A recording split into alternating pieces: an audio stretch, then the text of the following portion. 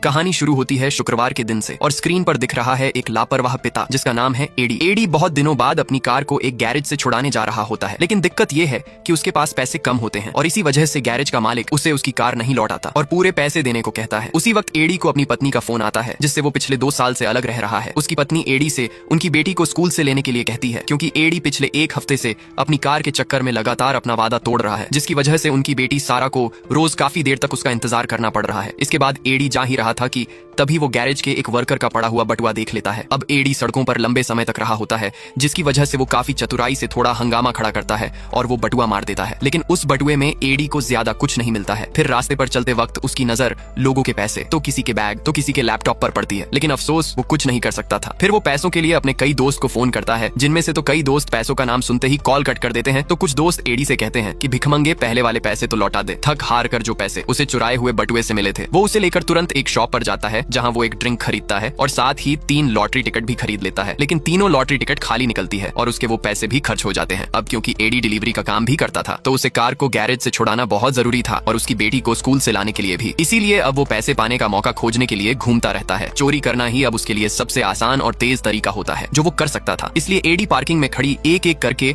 हर car के पास जाने लगा, इस उम्मीद में कि कोई तो होगा जो शायद अपनी गाड़ी लॉक करना भूल गया होगा। उसी वक्त उसकी बेटी सारा उसे फोन करके बताती है कि वो घर पहुंच गई है। हालांकि उसके माता पिता अलग हो चुके हैं और एडी अक्सर अपने वादे तोड़ता है, फिर भी सारा अपने पिता से प्यार करती है और ये बात पूरी ईमानदारी से कहती है कि वो एडी से कभी नाराज नहीं होती और उसे दुनिया का बेस्ट पापा मानती है। उसी समय एडी अनजाने में एक चमचमाती एसयूवी कार को अकेले में पार्क हुआ देख लेता है। एडी उसे देखता है और पाता है कि ये डोलस नाम की एक अनोखी ब्रांड की कार है और अंदाजा लगाओ आगे क्या हुआ होगा। हाँ, इतनी महंगी कार का लॉक खुला रह गया था, जिसके बाद एडी आसानी से अंदर घुस जाता है और तुरंत कीमती सामान ढूंढने लगता है जिसे बेचा जा सके, लेकिन उसे केवल सिर्फ एक काला चश्मा मिलता है जो पता नहीं कीमती है या नहीं। इसके बाद वो कार में कुछ और कीमती चीज ढूंढने की कोशिश करता है, लेकिन उसे उस चश्मे के अलावा और कुछ नहीं मिलता और जैसे ही एडी कार से बाहर निकलने वाला होता है अचानक वो घबरा जाता है क्योंकि उस कार का दरवाजा अपने आप लॉक हो चुका होता है। घबराकर एडी कार की खिड़की को पैर से मारने लगता है, लेकिन कोई फायदा नहीं होता है। एडी लगातार कार का दरवाजा खोलने की कोशिश में लगा रहता है, लेकिन उसकी हर कोशिश बेकार जा रही थी। तभी अचानक कार की स्क्रीन पर किसी का फोन आता है जो शायद इस कार का मालिक है। एडी को पता नहीं होता कि कार के हर कोने में छोटे सर्वेलेंस कैमरे लगे हैं जो सीधे इस कार के मालिक से जुड़े हुए हैं, लेकिन एडी जो सिर्फ जल्दी यहाँ से जाना चाहता है वो बाहर निकलने का रास्ता खोजने पर अपना पूरा ध्यान लगाता है। अब क्योंकि कार की खिड़की तोड़ना मुश्किल था, इसलिए एडी ने दरवाजे के अंदर का पार्ट खोलना शुरू किया, लेकिन इस वजह से उसका हाथ जख्मी हो जाता है और स्क्रीन पर लगातार फोन पे फोन आए जा रहा होता है, लेकिन एडी उसे नजरअंदाज करता है और फिर से दरवाजे का पार्ट खोलना शुरू करता है और उसे जो दिखता है वो हैरान हो जाता है। कार का पूरा हिस्सा मोटी और मजबूत मेटल से ढका हुआ था जिसे खाली हाथ से तोड़ना नामुमकिन था। घबराया हुआ एडी बार बार बज रहे फोन से परेशान होकर उसे उठाने का फैसला करता है और जैसा कि अनुमान था, फोन करने वाला कार का मालिक विलियम होता है जो इस समय दूर से एडी पर नजर रख रहा है। माफी मांगने और अपनी गलती मानने के बजाय एडी विलियम को मनमोहक गालियां देने लगता है। कहो तो बोल के बताऊं, नहीं रहने देते हैं। खैर, किसने सोचा होगा कि कार के अंदर का हिस्सा बिजली के झटके देने वाले इक्विपमेंट से भी लैस होता है। एडी को जब झटके लगते हैं तो वो और भी गुस्सा होकर तुरंत अपने बैग में रखी पिस्तौल निकाल लेता है और ये होता है पागलपन, जबकि एडी को पता होता है कि खिड़की बुलेट प्रूफ है, फिर भी वो पिस्तौल चला देता है। एडी अपने ही करतूत से अपना पैर जख्मी कर लेता है। विलियम को उसे ये समझाने की जरूरत महसूस होती है कि ये कार स्पेशली बुलेट प्रूफ दीवारों और खिड़कियों, सिग्नल ब्लॉकर, वाईफाई, ब्लूटूथ और अन्य चीजों के साथ डिजाइन की गई है और कार की खिड़कियों पर एक ऐसी परत है जो बाहर के लोगों को अंदर देखने से रोकती है। दर्द और लगातार बहते खून के बीच एडी विलियम से गुहार लगाता है कि वो उसे जाने दे। एडी कहता है कि वो पुलिस को रिपोर्ट कर दे। एडी ये इसलिए कहता है ताकि उसे तुरंत मेडिकल हेल्प मिल सके, क्योंकि उस चोट की वजह से उसे काफी दर्द हो रहा होता है, लेकिन विलियम को उस पर जरा भी दया नहीं आती। एडी उससे पूछता है कि आखिर उसे चाहिए क्या, क्यों वो उसे तड़पा रहा है। दरअसल विलियम की कार में पहले 6 बार चोरी हो चुकी है, जिससे परेशान होकर उसने 7वीं बार एक ट्रैप बिछाया जिसमें एडी फंस गया और अब वो उसे तड़पा कर मजे ले रहा होता है। एडी अब खून की कमी की वजह से बेहोश हो जाता है। इसके बाद रात हो जाती है और एडी बेहोशी से होश में आता है और देखता है कि उसके हाथ और पैर पर पट्टी बंधी हुई है। पता नहीं विलियम ने कब और किस समय आकर यह सब किया। एडी को जोरों की भूख और प्यास लगी होती है और वो तुरंत अपना बचा हुआ पानी और अपने बैग में रखा हुआ एक कुरकुरे खाता है। अगले दिन शनिवार एडी बैठा हुआ अपने वेप का आनंद ले रहा है, तभी विलियम फिर से फोन करता है, लेकिन इस बार एडी के फोन उठाए बिना ही सीधी बात होती है। हालांकि विलियम एडी को कब छोड़ेगा या फिर उसके साथ अभी क्या क्या करेगा ये पता नहीं है। एडी सोचता है कि वो विलियम को अपनी परेशानियां बताए, लेकिन फिर उसे लगता है कि उसे अपने जिंदगी और अपनी प्यारी बेटी के बारे में किसी से बात करने की जरूरत नहीं है। लेकिन अब क्योंकि एडी भूखा था और उसे पीने के लिए पानी चाहिए था, तो वो विलियम को गालियां देने लगता है और गंदे गंदे शब्द बोलता है, जिसकी वजह से विलियम फिर से उसे बिजली के झटके देता है। लेकिन एडी जिद्दी था और लगातार गंदे शब्द बोलता रहा। फिर विलियम एक इरिटेटिंग गाने को जोर से बजाता है और एयर कंडीशनर को उसकी पूरी क्षमता में चालू कर देता है। ठंड और इरिटेटिंग गाने के साथ घंटों बिताने के बाद एडी पागल होने लगता है और अपने शरीर को गर्म करने की कोशिश करता है और ये सिलसिला पूरी रात जारी जारी रहता है। आखिरकार एडी हार मान लेता है और अपने गंदे शब्दों के लिए माफी मांगता है। वो वादा करता है कि वो ऐसा दोबारा नहीं करेगा, जिस पर विलियम तुरंत एसी बंद कर देता है। अगली सुबह रविवार एडी को एक प्लास्टिक की बोतल में सूसू करते हुए दिखाया जाता है। हालातों के सामने हार न मानते हुए एडी एक बार फिर से कार में मिली स्पैनर की मदद से गेट तोड़ने की कोशिश करता है, लेकिन वो इस बार भी नाकाम हो जाता है। कुछ देर बाद विलियम एडी से बहस करने के लिए फोन करता है कि कौन सही है और कौन गलत है। एडी अपने काम का बचाव करता है और कहता है कि ये गरीब और अमीर के बीच सामाजिक असमानता वो क्यों कर रहा है। अमीर और अमीर होते जा रहे हैं जबकि गरीब और गरीब हो रहे हैं। एडी का मानना है कि उसने जो किया वो कोई बड़ा जुर्म नहीं है जितना वो उसे सजा दे रहा है। हर गरीब लाचार होकर ऐसी छोटी मोटी चोरियां करने पर मजबूर हो जाता है क्योंकि जिंदा रहने के लिए उनके पास कोई और रास्ता नहीं होता। लेकिन विलियम की नजर में एडी एक अपराधी है जिसे वो बस तड़पाना चाहता है। कुछ देर बाद शाम हो जाती है और जोरों की बारिश होने लगती है और विलियम चुपके से इस बार हीटर चालू कर देता है, जिससे कार के अंदर गर्मी बढ़ जाती है जो बर्दाश्त के बाहर की थी। और गर्मी की वजह से एडी को बहुत जोरों की प्यास लग जाती है और वो सनरूफ पर गिर रहे बारिश की बूंदों को चाटने लगता है। फिर एडी अपना ही पेशाब पीने के कगार पर आ चुका होता है, लेकिन वो इतना होश में था कि उसने ऐसा नहीं किया। एडी की प्यास का फायदा उठाते हुए विलियम एडी का सोशल सिक्योरिटी नंबर मांगता है, जैसे हमारे यहाँ के आधार कार्ड, वोटर आईडी पे जो नंबर होता है ठीक वैसा ही। ये देखने के लिए कि क्या एडी का कोई क्रिमिनल रिकॉर्ड है, क्योंकि अगर वो सीधा साधा आदमी साबित होता है तो विलियम उसे आजाद होने का मौका देगा। एडी प्यास और आजादी के लालच में आखिरकार अपना सोशल सिक्योरिटी नंबर देने को तैयार हो जाता है, जिस पर विलियम तुरंत उसे बताता है कि पानी की बोतल कहाँ है। साथ ही वो टेम्परेचर को भी नॉर्मल कर देता है। एडी जब लेटा हुआ था तो उसे 3 लॉटरी टिकट याद आते हैं, जिनमें से एक को अभी उसने पूरी तरह से खरोंचा नहीं था, और जब उसने लॉटरी खरोंचा तो वो खुश होकर हंसने लगता है क्योंकि उसने $500 का जैकपॉट जीता है, जो उसकी गिरवी रखी हुई कार छुड़ाने के लिए काफी है। लेकिन एडी की ये खुशी ज्यादा देर नहीं टिकती, क्योंकि विलियम उसे फोन करके बताता है कि एडी कुछ छोटी मोटी चोरियों और लूट में शामिल रहा है, इसलिए उसके हाथ में मौजूद लॉटरी का कोई फायदा नहीं है, क्योंकि एडी को इस कार से कभी बाहर नहीं निकलने दिया जाएगा। एडी को अपनी प्यारी बेटी सारा के लिए अपना घमंड छोड़ना पड़ा और विलियम के आगे गिड़गिड़ाना पड़ा। एडी खुद को आजाद करने के लिए उसके सामने गिड़गिड़ाता है। हालांकि विलियम ने सख्ती से इनकार कर दिया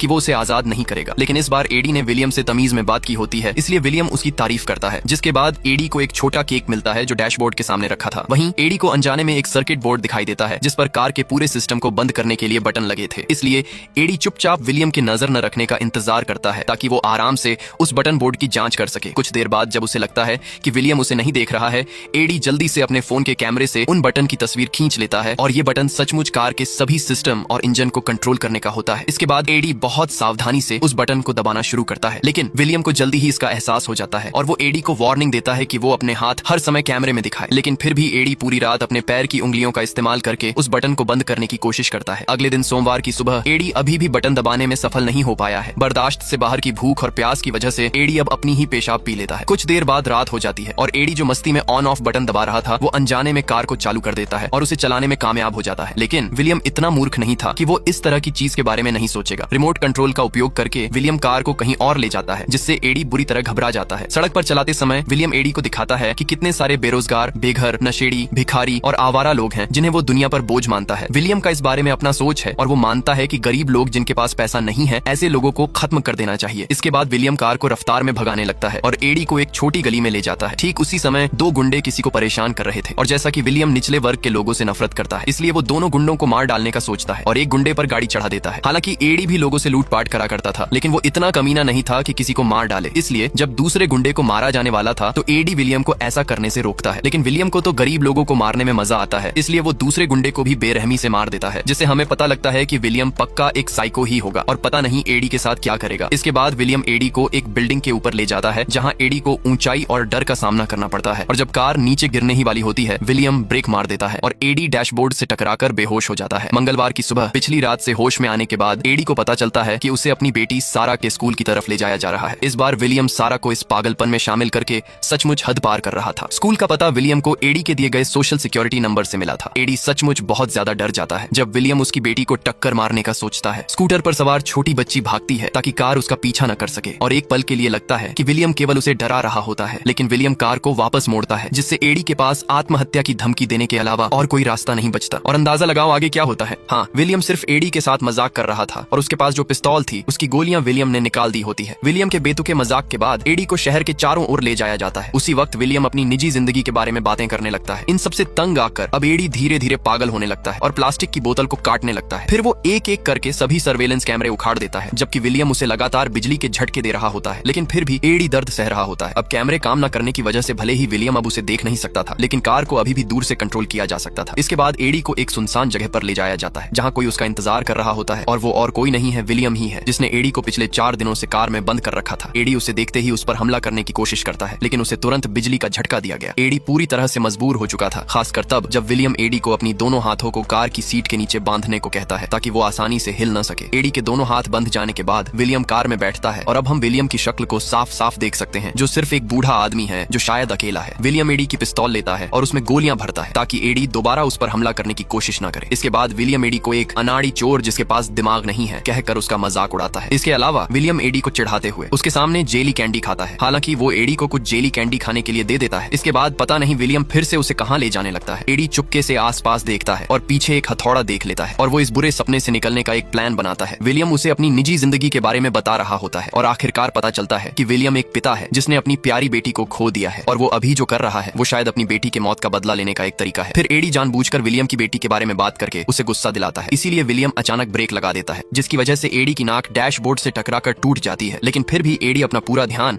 अपने प्लान पर लगाता है और चुपके से अपने पैर का इस्तेमाल करके सिस्टम कंट्रोल बटन दबाने लगता है और थोड़ा समय लेने के लिए एडी विलियम को अपनी बेटी की मौत के बारे में बताने के लिए उकसाता है। और यहाँ हमें पता चला कि विलियम की भी एक छोटी बेटी थी, लेकिन एक रात कुछ गुंडे उसके घर में घुस आए और विलियम ने अपनी आंखों से देखा कि उन गुंडों में से एक ने गोली मारकर उसकी बेटी को मार डाला। तब से विलियम को एडी जैसे चोर गुंडे लोगों से नफरत है, जिन्हें वो वायरस मानता है, जिन्हें खत्म कर देना चाहिए। जब सिस्टम बटन बस बंद होने ही वाला था, एडी जानबूझकर कहता है कि विलियम सिर्फ एक कमजोर इंसान है जो लोगों को मारने के लिए अपनी बेटी के नाम का इस्तेमाल करता है, जो खुद को अपराधियों का शिकार करने वाला हीरो मान रहा है, जबकि असलियत में विलियम सिर्फ एक अकेला बूढ़ा आदमी है जो जिंदगी की सच्चाई को स्वीकार नहीं कर सकता। ये सुनकर विलियम गुस्से में आ जाता है और उस पर पिस्तौल चलाने वाला ही होता है कि तभी कार एक खाई में गिर जाती है और विलियम से पिस्तौल चल जाती है जो उससे ही लग जाती है। विलियम के होश में आने से पहले एडी जल्दी से अपने हाथ खोलता है और विलियम से पिस्तौल लेकर उसके चेहरे पर तब तक मारता है जब तक वो खून से लथपथ नहीं हो जाता। कार के फटने का एहसास होने पर एडी जल्दी से हथौड़ा उठाता है और पीछे की खिड़की को तोड़ने की कोशिश करता है जो पहले से ही गोली लगने से टूटी हुई थी और आखिरकार वो विस्फोट से बच निकलने में कामयाब हो जाता है और विलियम अपनी कार और अपनी गंदी सोच के साथ खत्म हो जाता है। अभी भी सुरक्षित लॉटरी टिकट के साथ एडी गुजर रहे एक ड्राइवर से लिफ्ट लेता है और तुरंत गिरवी रखी हुई कार छुड़ाने के लिए गैरेज जाता है, लेकिन गैरेज का मालिक उसे कुछ देर रुकने को कहता है। लेकिन एडी जो अब इंतजार नहीं कर सकता था, वो सामने पड़ी बच्चों की साइकिल खरीदने का फैसला करता है और आखिरकार वो अपनी बेटी सारा को स्कूल से लेने के लिए ठीक समय पर पहुंच जाता है और कहानी यही समाप्त होती है। और इस कहानी से हम सबक यही सीखते हैं कि असली दौलत तिजोरियों में नहीं दिलों में होती है। अमीर वही हैं जो संतुष्टि पाते हैं और दूसरों को बांटने में खुशी महसूस करते हैं, और गरीब वही हैं जो चाहे कितनी भी संपत्ति जोड़ लें फिर भी कमी महसूस करते हैं और किसी और का हाथ थामने में झिझकते हैं। जिंदगी का असली मतलब रखने में नहीं, बांटने में है, क्योंकि जब हम देते हैं तभी हम सच में जीते हैं। चलो फिर मिलते हैं एक और दमदार कहानी के साथ। Bye bye.